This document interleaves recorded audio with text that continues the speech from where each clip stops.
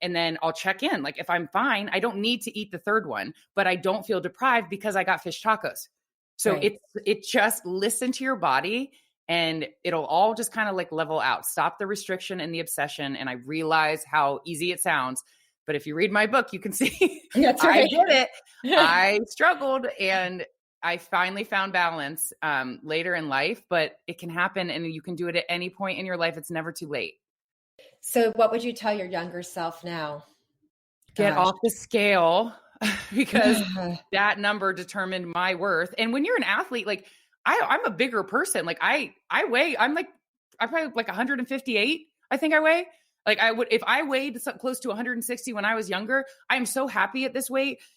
You're going to have muscle and muscle is going to weigh more, but it takes up less space. So I am wearing smaller clothes and I'm like, I have a smaller body that may happen to weigh more. And before it was like the number, like when I was pregnant and like seeing the weight go up, it was just this number. That number, I think I say in the book, you're the only person on this planet that knows that number. So don't let that dictate your day. And I would get on and I'd be like, oh, I lost a pound or a half a pound. Like I'm having a great day. And it dictated how happy I was. If I had gained, I was having a shitty day. Like that, it ruined my day. If you don't step on the scale and you don't think about it, you're free and you just worry about how you feel, get off the scale and know that you're your toughest critic. Like no one else is critiquing you like you are. That's right. True. Look who's here again. How cute. Hi. You just need to say hi to Miss Wendy. Hi. You are so cute. What do you say? You said you're so cute. I like your pajamas. What do you say? What do you say? Do you say thank you? Are you having pirate booties? She knows pirate booty. Oh my. Yes, of course. Yum.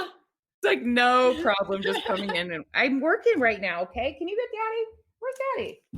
You dropped all your popcorn. Okay, I'll be right back. We'll go to the playground.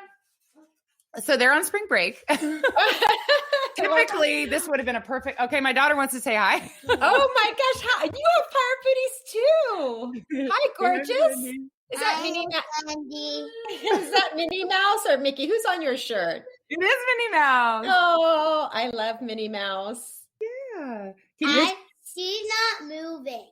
Oh, it's okay. She's a picture. Yes. That's your brother. And You're so pretty. I'm almost done. Please, I'll go outside. We'll go outside.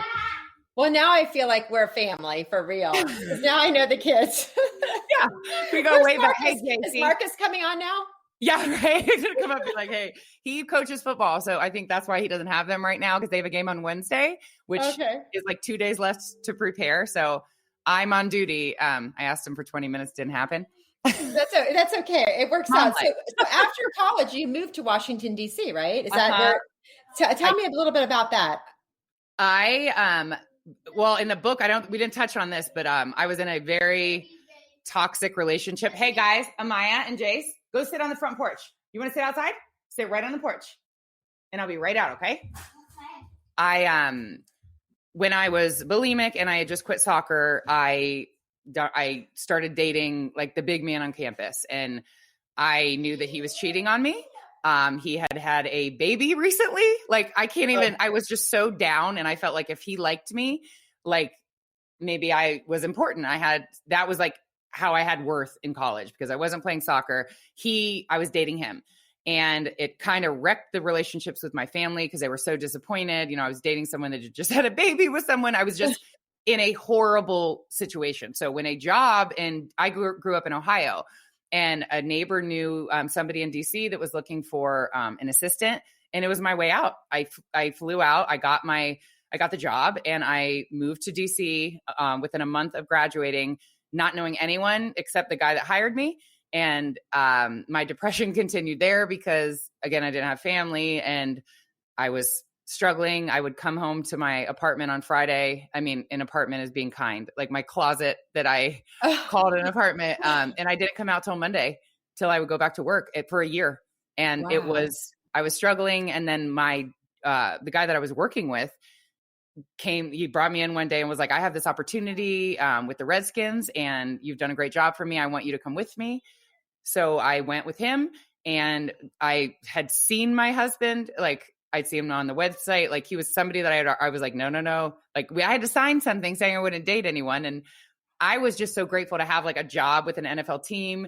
And I wasn't even a consideration, but like the first time I saw him, I was like, that's him. Like I knew it. And just by looking.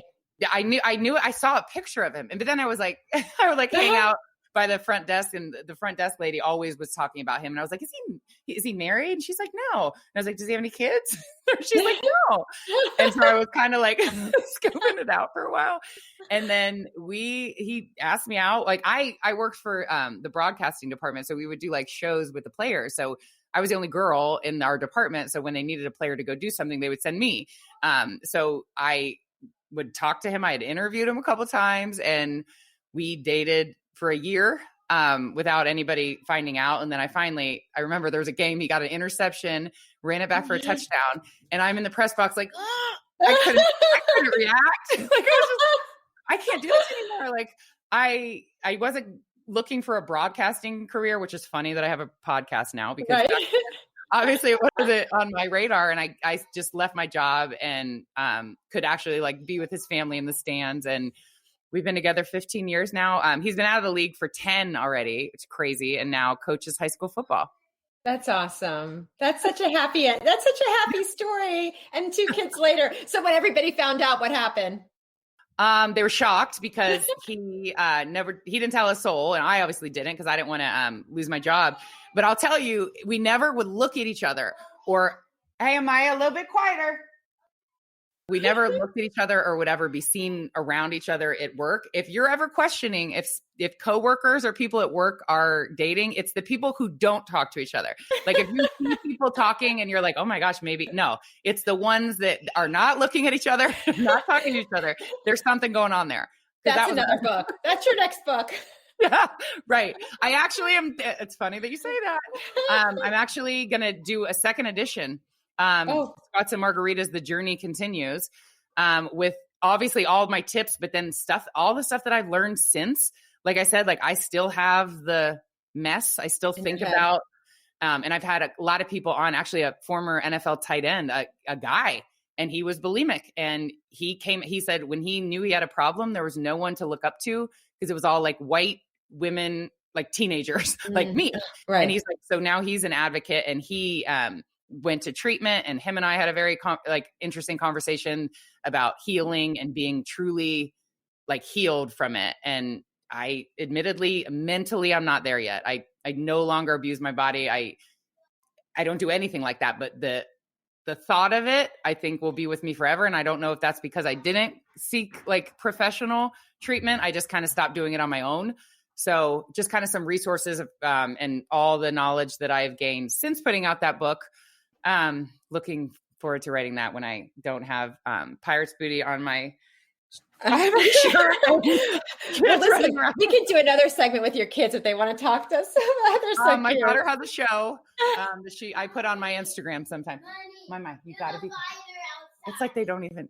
Okay, they talk to me like this is not like I'm just sitting here. Right. There's a spider outside, Wendy. You're their mom, so it doesn't matter. They don't really care. That's the joy of it, right? What the pandemic has been like for me. I first became an empty nest, and then my kids came home. So from college. So that's a book, Wendy. That's a book. I was thinking. I think I'm going to write a book with you, though. So I'm so excited. The book, Squats and Margaritas: A Journey to Finding Balance. Erin Washington. She's going to write another book. She's going to come back on my show. Yes. I feel like we're best friends. We are. I do. I mean, I know the kids already. Marcus missed out, so tell him we said hi. Hey, Jace. I'll get the spider. I'm going to get it. I'm going to be right out to get the spider. So you saw what he was wearing.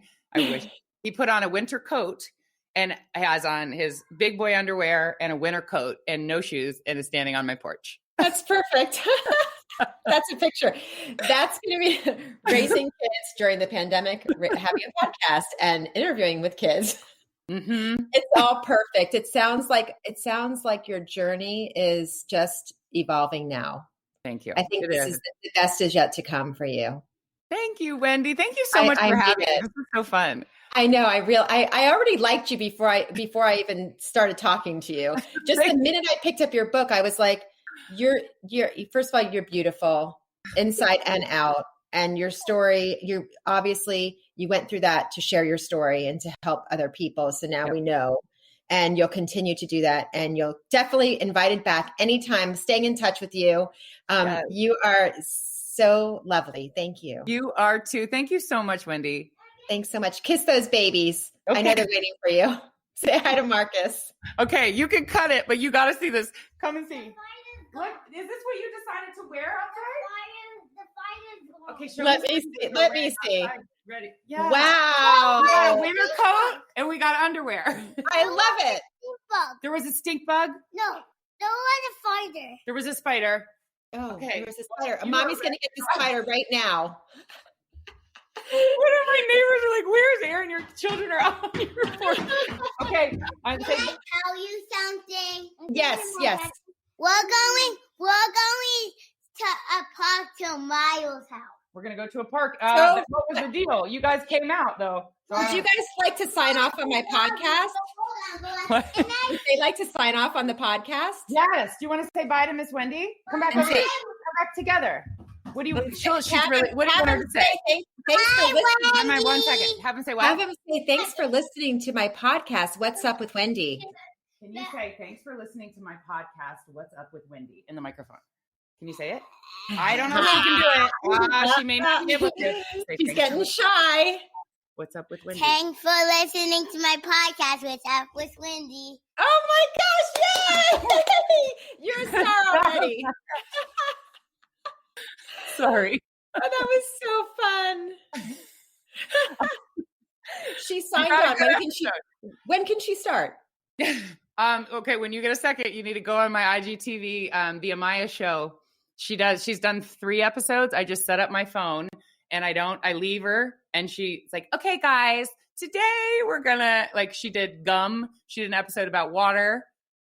It's quality television. Okay. I'm gonna have to get rid of you and interview her now. That's all there is to it. She's gonna take over. That's right. I'm gonna start following Squats and Margaritas. Go buy the book today. We're gonna do a giveaway for A Journey to Finding Balance. Erin Washington, thank you so much. Thank you. How fun. Thanks for joining me for this episode of What's Up with Wendy. If you loved this episode, head over to iTunes or your favorite platform to subscribe, rate, and leave a review. Please also follow me on Instagram, Twitter, and Facebook at What's Up with Wendy. And you can learn more about me and my podcast on my website, whatsupwithwendy.com. And remember, only you can make you happy.